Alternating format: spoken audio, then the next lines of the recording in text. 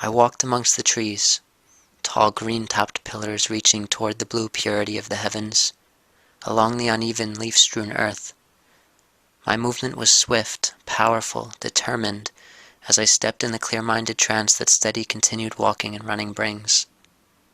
The air was cool, but not cold, with a breeze that suggested the coming autumn. The forest was thick with forest sounds, birds singing, leaves rustling, insects chirping. It all seemed so peaceful, so permanent and unchanging, so relaxed, but I could still feel the urgency of life and of the world that hung in the air, reaching into even the most tranquil of places, even here. There was a clearing ahead where the trees thinned out and the view of the sky remained almost completely unobstructed above. The rays of the sun shined down upon the green, and, in the distance, they focused on an area beside a tree, upon a girl who sat there with a book in her hands. Her hair glistened a rich dark brown in the soft light, and it flowed long and beautiful down onto her shoulders and behind her back. Her dark, mysterious eyes sparkled with magnificent beauty in her light, glowing face. Her nose was smooth, and her lips were soft, with a touch of natural red. She looked divine, with a beauty not unlike that of the vibrant colors of nature that surrounded her. She appeared so much like she belonged, and yet, at the same time, she was so very much in contrast with it all, like a goddess of the forest, the essence of natural untouched beauty. When I was not far from her, I stopped and just watched her as she read. She seemed so absorbed in the world of her book that she was no longer here in this world where I now stood. Then suddenly she looked up from her book, and her eyes met mine. I stood still, held in place by her beautiful gaze, unable to speak for a moment. "I'm sorry, I didn't mean to disturb you." The words finally made their way to my lips, and I heard my voice speaking them. "I was just walking, and—" "It's all right," she said, in a voice that rivaled the songs of the birds in its beauty and purity. My eyes remained locked on hers, and, after a moment, I found my mouth speaking again, though I couldn't remember giving it any message. "May I join you?"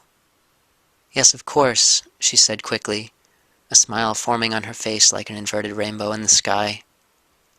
I took a few steps forward and sat down beside her, against the ancient, wide-trunked tree behind her. We did not touch, but I could feel her energy, powerful and comforting, next to me. I looked out at the radiance of day before me, the rich blue, the shades of green, and I took a deep breath of the fresh, nature-scented air.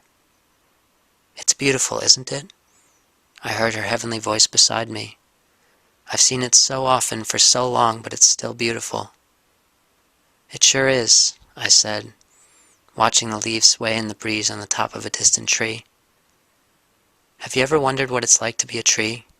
she asked softly, almost to herself. "Living hundreds, even thousands of years, but seeing nothing outside of your small corner of the earth?" I smiled. "Actually, yes. Yes, I have." I turned my head to face her, but I never thought anyone else had. She turned to me and her eyes met mine once again.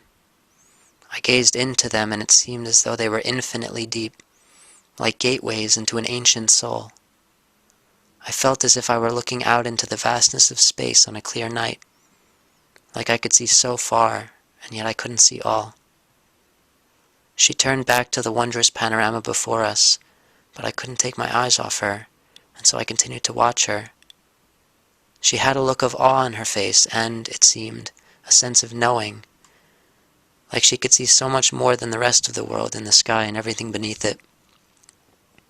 She seemed like the stars, so beautiful, so beyond my grasp. And when I put my hand out to hers, I was a little surprised to find that I could touch her, that she was warm, that she was real. She was a little startled by my touch, but she did not push me away. Instead, she took the bookmark out of her book and placed it into the page to which the book was opened. Then she closed the book, placed it by her side, and opened her hand to receive mine. I placed my hand in hers, and she closed her fingers around it softly. She looked to me and smiled suddenly seeming very small, very innocent, very alone. She turned to face the blue, and I did too.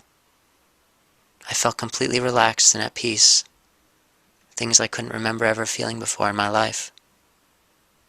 I sat there beside the embodiment of beauty in that Garden of Eden for what may have been an eternity.